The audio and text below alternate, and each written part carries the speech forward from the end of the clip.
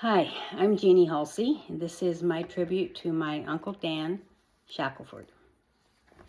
What are my best memories of Danny Rex Shackelford? How do I encapsulate my entire life lived with a man who was more like a brother than an uncle? After all, he was only 5.5 years older than my eldest brother Michael, which made him merely 7.5 years older than myself. One word immediately springs to mind: imagination. Do I talk about the 12-year-old boy who inspired a passel of kids, ages 7, 6, 5, 3, and even the baby at 1, to enter into the world of make-believe and pretend to be a valiant army unit, battling with the forces of evil, using long sticks for rifles, or maybe swords, in case we were pretending to be the military elite of ancient Rome?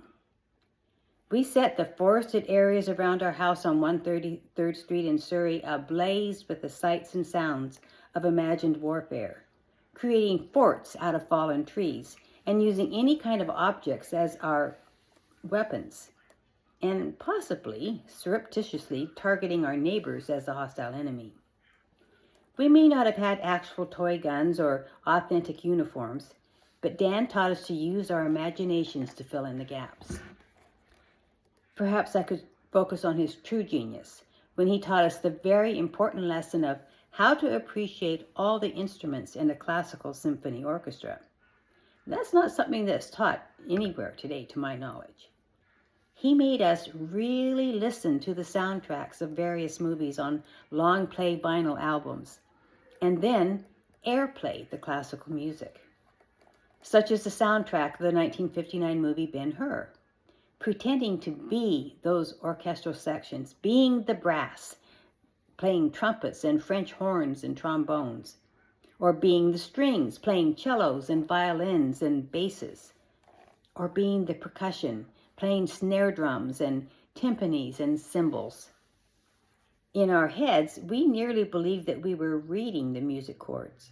We knew all our cues and were able to follow his strict direction using his chopsticks substituting for a director's wand. He perceived that if we weren't representing the instruments correctly, he knew he could stop the entire track and make us do it all over again. Then, just to ensure we were learning all the instruments, he would make us swap positions, literally and imaginatively, and take on the challenge of a new, different orchestral section. Dan's orchestra came to life in those wonderful years. Our musical ears were honed to perfection. I can still pick out the differences between brass and strings on a new soundtrack, and it was entirely due to Dan's prodigious imagination. That Ben-Hur soundtrack especially continues to play in my heart. It is already written into my will that it shall be featured at my memorial service. There was another side to Danny Rex. He liked to be in charge of everything, and he was very good at improvising. There was a trip when Dan was in the front seat on the passenger side. The driver was probably my dad, and we 5 kids were all crammed in the back seat. Dan turned around in his seat to face us, and he took my beloved Zippy,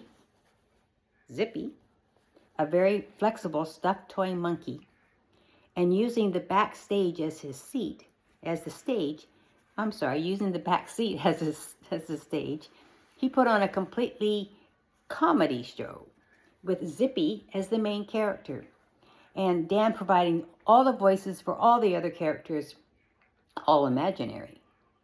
We kids were laughing so hard our bellies hurt. Again, Dan's imagination to entertain us during a long, boring car ride kicked in, and in truth, I think Danny Rex invented the Muppet Show long before Jim Henson ever did. Zippy. Yes, it was Danny Rex's unparalleled imagination that stands out sharpest in my memory, and his steely-eyed courage. For it so happened that the pretend soldier became a real soldier in the United States Army. He was drafted in 1968, and he served 2 tours of duty in Vietnam. He was wounded over there.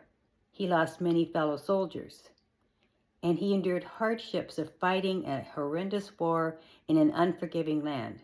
This was before PTSD was actually identified, which was a ailment that Danny knew very well.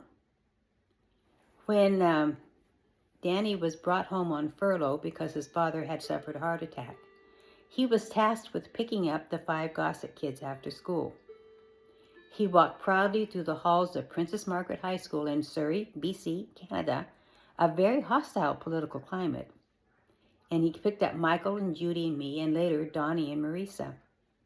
While our anti-American oriented classmates looked shocked and possibly a little intimidated, this real-life American soldier in full uniform strolled through the halls. He was a person who experienced actual battle, a man who had endured live ammunition gunfire, who had been shot at, and who had aimed his weapon at another human being with the intent to kill that enemy. He had been exposed, although we didn't actually know this at the time, to Agent Orange, which later had serious repercussions in his body, contributing to Parkinson's disease. Those Canadian teenagers were dumbfounded, and I was never more proud of Danny Rex. Dan's life was not easy. He arrived in the Shackelford family when most of his siblings were already adults. For instance, he was 3 when his 20-year-old sister Joyce married Don Gossett. His mother had been quite ill from multiple strokes for most of his life. She died when he was barely 17 years old. His father was busy with his Pentecostal ministry as a pastor and an evangelist. Dan largely had to raise himself. He grew up some in Oklahoma, some in Washington State. He always had a slight Southern accent. Since his own siblings were so much older, he gravitated towards hanging out with the children of his sister, especially the Gossett family. Dan was born in a ministry family, and he carried the innate responsibilities to share the story of Jesus to the world, but he chose unique ways to tell this old story. Everything from books that he wrote, to TV shows that he produced and performed in, to his substantial musical gifting, Dan showed himself to be a man of God whose heart to reach those lost and dying in darkness with the light of Jesus Christ was his prime motivation. He knew the Word of God, and he loved to teach it. He had great admiration for my father, his sister Joyce's husband, and often participated in ministry with him. We Gossetts fully accepted Dan as part of our family's extended ministry focus. I was amazingly proud of him when, after his tours in Vietnam, he continued to work as a chaplain for the U.S. Army. He even testified about post-traumatic stress disorder before the U.S. Congress. Dan really did care about people, and he would go far beyond to reach them and impact them for Jesus.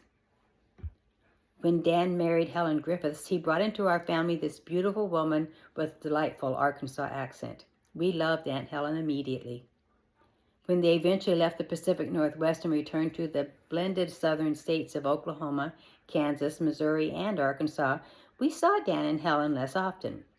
But our belonging together never ceased. When their son Stephen entered the world, he too carried the unique characteristics of his father, and so we knew him immediately, enjoying and recognizing Dan's influences. Throughout my lifetime, Danny Rex has always embodied a well-beloved person who was more brother than uncle. How he treated we 5 Gossett kids like his personal posse, or a squad of soldiers brought under his command, or as his very own classical musical orchestra. He also taught us kindness and integrity. Above all, Danny Rex taught me to unleash my imagination and then learn how to apply it in my life's career as a writer. I love you, Uncle Dan. You will forever live in my memory. You will always be my beloved Uncle Dan.